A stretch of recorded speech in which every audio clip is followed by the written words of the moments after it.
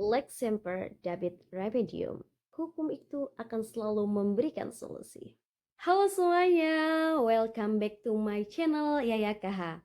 Assalamualaikum warahmatullahi wabarakatuh. Teman-teman, sekarang kan lagi rame-ramenya ya, kita menolak adanya revisi Undang-Undang TNI. Namun apa daya, pemerintah dan DPR akhirnya mensahkan revisi tersebut menjadi undang-undang terbaru, yaitu revisi Undang-Undang Nomor 34 Tahun 2004 tentang Tentara Nasional Indonesia. Kenapa sih kita rame-rame menolak revisi Undang-Undang TNI? Bukankah bagus ada perubahan?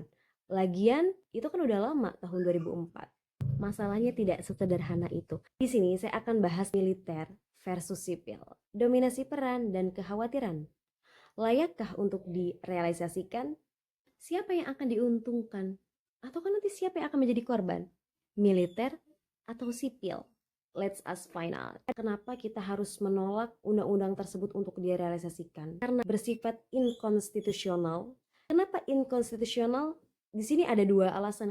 Yang pertama, proses pengesahan dari undang-undang tersebut. Yang kedua, isi dan materi dari revisi undang-undang TNI. Yang pertama, dalam proses pengesahannya menjadi undang-undang itu tidak sesuai dengan aturan yang berlaku. RUU Prioritas 2025 yang ada dalam program legislasi nasional itu sudah disahkan sejak November 2024 dan tidak ada RUU TNI.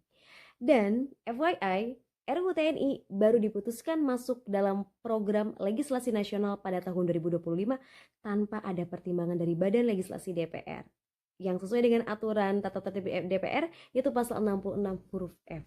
Jelas dong menyalahi aturan dan ketentuan. Dalam proses pengesahan, suara kita tidak didengar, aspirasi kita sebagai masyarakat. Itu bertentangan dengan pasal 1 ayat 2 di mana kedaulatan berada di tangan rakyat dan dilaksanakan menurut Undang-Undang Dasar. Belum lagi di tengah kita menghadapi situasi efisiensi anggaran, lalu kemudian kita mengetahui DPR dan pemerintah mengadakan rapat di salah satu hotel mewah membahas terkait revisi Undang-Undang TNI. Justru itu menjadi tanda tanya besar. Kenapa harus tertutup, tidak transparan dan tidak akuntabel? Yang kemudian jadi kecurigaan dari masyarakat.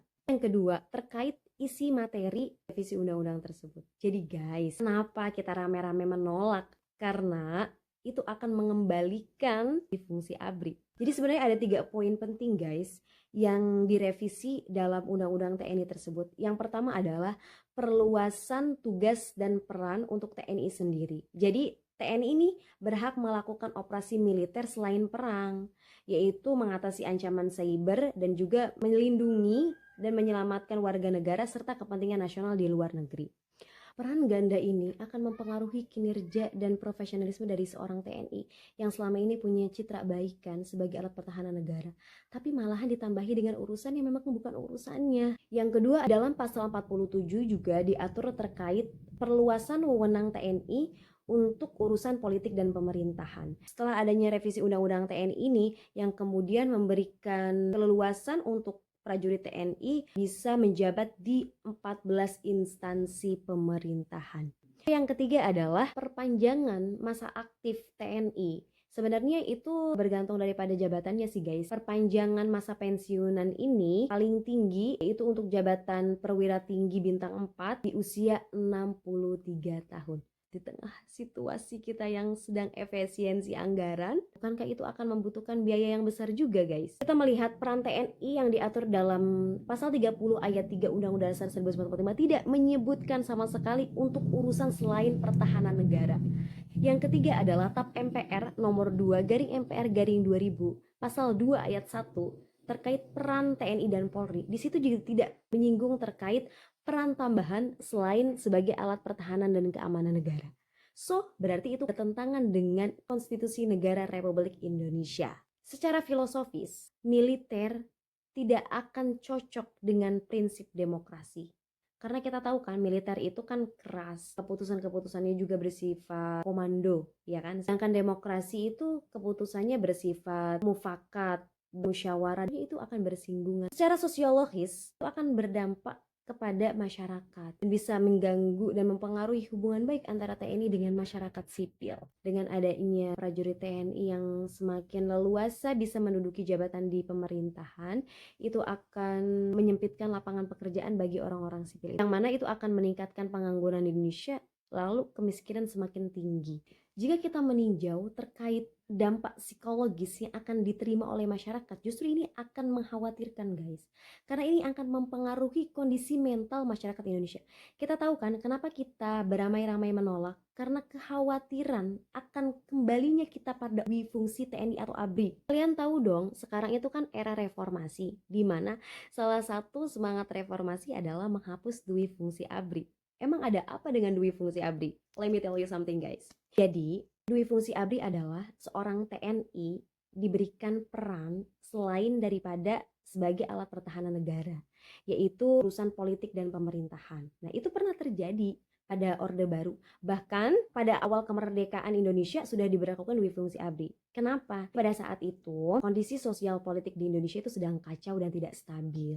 Untuk bisa menstabilkan dan menetralkan kondisi sosial politik, yang akhirnya pada saat itu Presiden Soekarno memutuskan peran untuk TNI ditambahkan, yaitu mengamankan situasi sosial politik di Indonesia. Dan tidak sampai di situ guys, pada akhirnya peran dui fungsi ABRI itu semakin diperkuat pada masa kepemimpinan Soeharto, ya, dari sosial politik dan juga ekonomi. Dan yang terjadi adalah dominasi peran TNI, yang akhirnya kita tahu kan, sikap dan keputusan dari TNI itu kan bersifat kemiliteran. Nah, itu nggak sesuai sama demokrasi di Indonesia. Ini menjadi hambatan untuk masyarakat Indonesia mengekspresikan kebebasannya. Pada saat itu banyaknya tindakan kekerasan, kebebasan berpendapat dibungkam, para aktivis ditangkap, media juga dibatasi. Dasar yuridis, ekonomis, sosiologis, filosofis, dan psikologis sudah kita bahas kan. Kalau kita melihat dari sisi qaidah usul fiqh, darul mafasid muqadamun ala jalbil masolih, bahwa menghilangkan kemudorotan itu lebih diutamakan dibandingkan mengambil kemanfaatan. Kita tahu tujuan dari pemerintah adalah untuk bisa meningkatkan stabilitas nasional dan meningkatkan koordinasi antara pemerintah. Tapi kita melihat akibat atau dampak yang akan terjadi apabila revisi undang-undang ini direalisasikan untuk kita semua. Dan kalaupun memang keputusan pemerintah ini tidak bisa diganggu gugat, ya, kami minta pemerintah memberikan penjelasan dengan ketentuan dan batasan dari undang-undang TNI ini, karena untuk bisa menjawab kekhawatiran dari masyarakat. Walaupun memang pemerintah memberikan penjelasan terkait akan dijalankan sesuai dengan prinsip demokrasi, tetapi kita tidak menutup mata dan kita tidak akan lupa terkait sejarah di mana dui fungsi itu diberlakukan. Semoga suara kita bisa didengar oleh pemerintah yang mengajukan judicial review terkait uji materi dari Undang-Undang TNI terbaru ini, agar sesuai dengan Konstitusi Negara Republik Indonesia. Karena bagian daripada kepedulian kita dan kecintaan kita terhadap negara kita. Semoga video ini bisa bermanfaat. Terima kasih atas perhatiannya. Saya Yaya.